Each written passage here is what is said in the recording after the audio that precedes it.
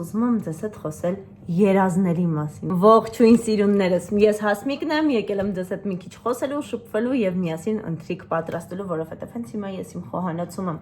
Իրականում այսօր ընթրիքի բաղադրատոմս չենք նկարելու միասին, այլ ուղղակի ուզում էի մի քիչ խոսենք, զրուցենք, ու այսօր ճիշտն ասած ուզում եմ ձեզ հետ խոսել երազների մասին։ Կարծում եմ շատերին հետաքրքիր կլինի այս թեման։ Հիմա ասեմ ինչ ունեմ ձեռքիս տակ, ինչ ենք պատրաստելու միասին ու սկսենք մեր զրույցը։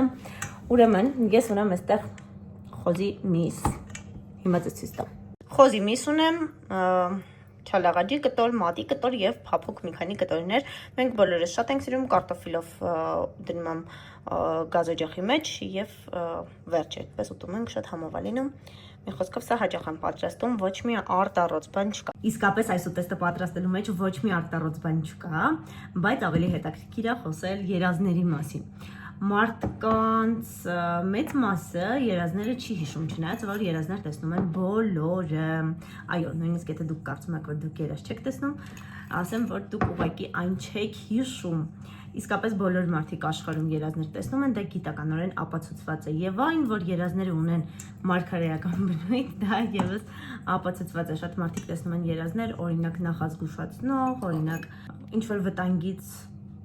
պաշտպանող եւ այլն, բայց երազների մեծ մասն այլ ենթագիտակցությունից են գալիս, ու նույնիսկ եթե մենք մեր երազում տեսնում ենք անծանոթ մարդու, վստահ եղեք, որ այդ մարդը ձեզ անծանոթ չէ։ Դուք կարող եք տեսնել մի անծանոթ մարդու, ում հանդիպել եք տարիներ առաջ, ինչ որ խանութում նա վաճառող է եղել կամ ուղղակի անցորդ փողոցում դուք ուղղակի նրան հանդիպել եք եւ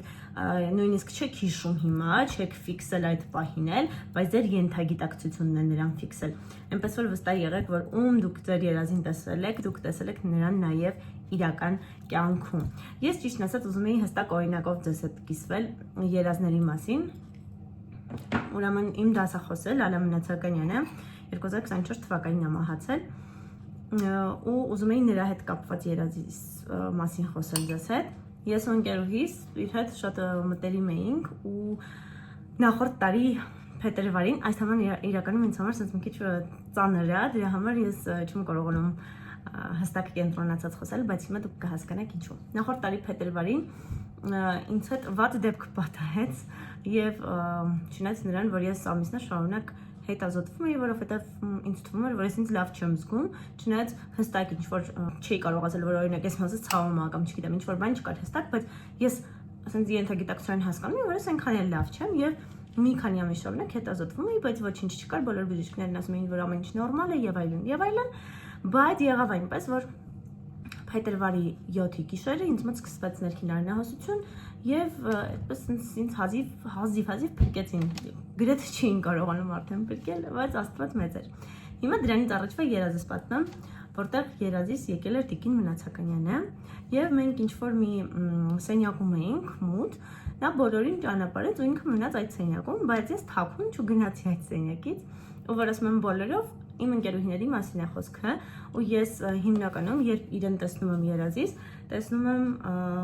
նաեւ ինձ, Էմային, Սեդային, այսինքն իմ ընկերուհիներին, մենք միասին նույն կուրսում ենք սովորել եւ Տիկին Մնացականյանը բոլորիս միասին դաս է տվել։ Մի խոսքով իրենք էլ կային, իրենք գնացին այդ սենյակից ու ես մնացի թաքուն։ Հետո երբ նա տեսավ ինձ այդ սենյակում, ջղայնացավ, ասաց ինչու ես մնացել այստեղ, վեր կաց գնում ենք, ու միասին երբ դուրս եկանք այդ տարածքից, շատ վախենալու տեղում էինք, ամեն ինչը մուգ, սև, ճնշող, վախենալու ու այսպես ջրեր էին գալիս ներքևի մասում, հետո ասենց մեծ աստիճաններ կային անհաղթահարելի մեծ են, որ այո, այսպես մեծ ու դու ասենց չէիր կարողանում բարձրանալ մի կերպ ժայռերի նման, ասենց պետքա բարձրանայիր, որ դուրս գայիր այդ տարածքից։ Եվ ներքևում էլ սկսվում անընդհատ ոնց որ քանդվում էր ներքևի հատված, այսինքն եթե դու այդ պահին չկարողանայիր բարձրանալ այդ տարածքով, քանդվում էր եւ դու էլ հետո գնում էիր։ Ու Տիկին Մնացականյանը ջղայնանում էր ինձ վրա, որ բարձրացիր, կկարողանաս, ես մի էլ չեմ կարողանում, էլ ուժ չունեմ, չեմ կարողանում բարձրանալ, ու ինքը ասած ձորով ձեռքիցս քաշելով, ինձ օգնելով, ներքևից ինձ հրելով դեպի վերև մի կերպ բարձրացնում էր եւ այդպես կարողացավ ինձ բարձրացնել հանել այդտեղից։ Այդ երազը ես տեսել եմ երևի մի 2 օր առաջ ընդամենը ինձ հետ կատարվող դեպքից, ու ես արթնացել էի կանչա տենց երազներ, որ դու շատ տպավորվում ես եւ ամբողջ օրը մտածում ես դրանց մասին։ Ես մինչեւ հիմա այդ երազի մասին այնպես եմ մտածում, ոնց որ հենց այս գիշեր տեսած լինեմ դա։ Իսկ նույն օրերին Էմանել էր երազ տեսել, որ Տիկին Մնացականյանը Էմային գնացել էր ասել էր ինչ ես նստել այստեղ հիմար աղջիկ վեր կաց հասիկը քո օգնության կարիք ունի գնա իրեն օգնիր ու Էման զանգել էր այդ երազներ ինձ պատմում հետո երբ որ այդ իրադարձությունները եղան որոնք բարեբախտաբար անցյալում են հույս ունեմ էլ երբեք չեն կրկնվի եւ ոչ ոքի հետ չեն կրկնվի որովհետեւ դա իսկապես ահավոր օրեր դա ու ահավոր օրեր էին նաեւ դրանից հետո բայց հաղթահարել ստացվեց այդ իրադարձությունից հետո եւս մեկ անգամ ես ու ընկերուհիս հասկացանք որ պատահմամբ ոչինչ չի լինում եւ այնպես ինչպես որ նա կարողանում էր մեզ իր կենթանության օրոք օգնել այդպես էլ հիմա կարողանում է գալ մեր երազներին եւ ինքան հետաքրքիր է կյանքի ինչ որ դժվար փուլերում ես պարտադիր տեսնում եմ Տիկին Մնացականյանի իմ երազ ես երազ տեսնելու մեծագույն վարպետ եմ իմ երազները ֆիլմերի սցենարներ են շատ պատկերավոր երազներ եմ տեսնում գունեղ հետաքրքիր գործողություններով լի մի խոսքով էքշն ֆիլմեր են կարելի է նստել ու ժամերով դիտել մեկ էլ հիշում եմ որ փոքր ժամանակ պետք է գնայի երաժշտական դպրոց բայց ունեի մի քանի տենց մոտ 30 րոպե գնալու ժամանակ ու դե այն ժամանակ երբ ես փոքր էի ինչ էկրաններ ինչ ռոբոտացված համակարգեր ինչ թաչ համակարգ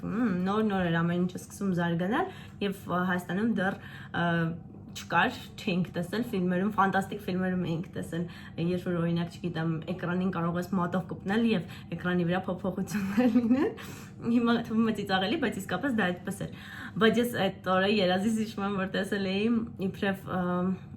քնում եմ ու երազից տեսնում եմ մի մեծ էկրան որի վրա իմ 3-4 երազներն են տեղադրված եւ տակը ժամանակահատվածներն են գրված ես էլ ասում եմ երազից մեջ էլի ես էլ ասում չէ դե շատ քիչ ժամանակ ունեմ սպաս ես կարճ երազ եմ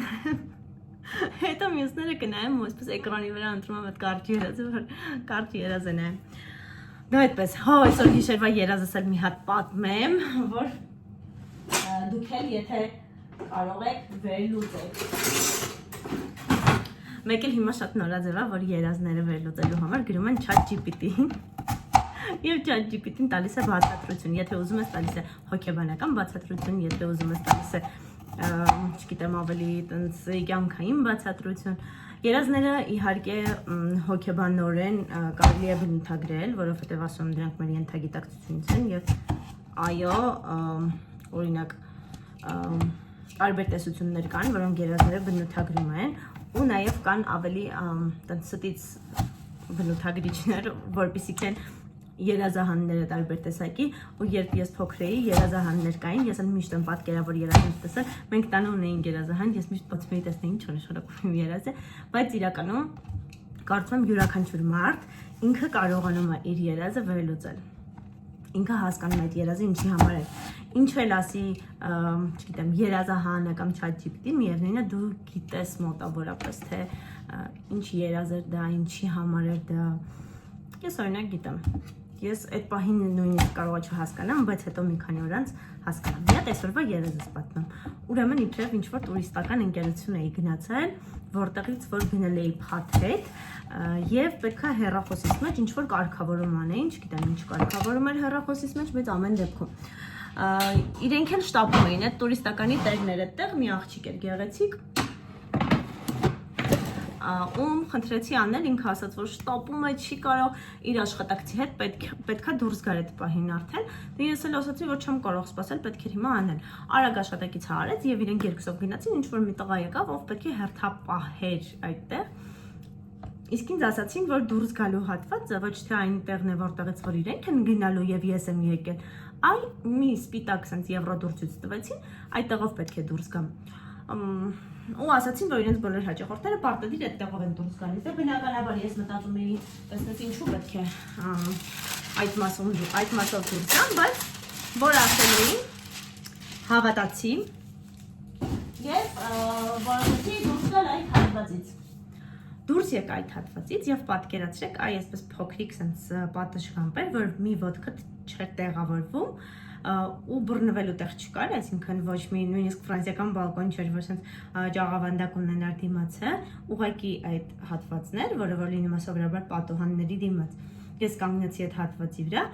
այդ սպիտակ դուռը իմ հետևից փակեցին ու ես մնացի այդտեղ կանգնած, բայց իմ ոտքերը չէին տեղավորվում այդ հատվածի վրա եւ ես ստիպված կանգնել էի թեքությամբ ու բռնվել էի այսպես կողքից։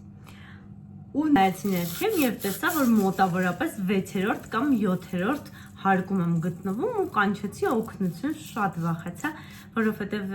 վերևից ներքև նայելիս հասկացա, որ եթե ես այդտեղից ընկնեմ, ինձ ոչինչ չի մնալու ու չթռա։ Իրենք հետևից գոռում էին, դռան հետևից գոռում էին, որ մեր բոլոր հաճախորդներն այդպես վախենում են, բայց կարողանում են թռնել, իջնել, գնալ,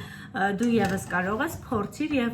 կկարողանաս այդտեղից թռնել մինչեւ առաջին հարկ, բայց ես շատ էի վախենում, իսկ ես իրական կյանքում բարձրությունից բացարձակ չեմ վախենում։ Ու ես չթռա այդտեղից եւ անընդհատ բղավում էի, որ գան ու ինձ օգնեն, որովհետեւ ես իսկապես ահա որ վախենում եմ, այդ վախը դուք չեք պատկերացնի ինչ էր եւ հետո սկսվեց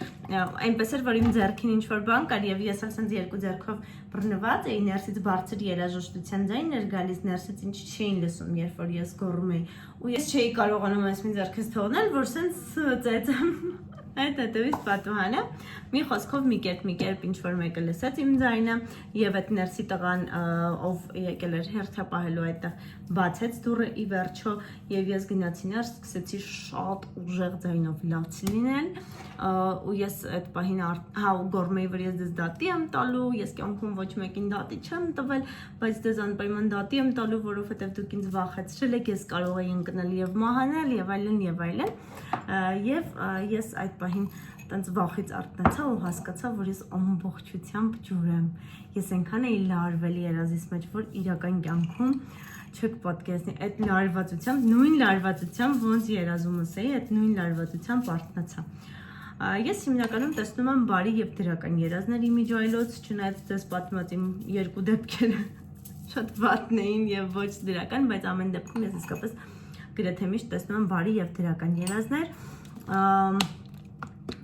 Ու գունավոր, շատ գունավոր, սիրուն երազներ եմ տեսնում։ Ասում եմ, կարելի է ֆիլմեր նկարել։ Բայց հիմա ես ձեզնից կսպասեմ, որ դուք իմ երազները մեկնաբանեք, հատկապես այսօրվա տեսածս,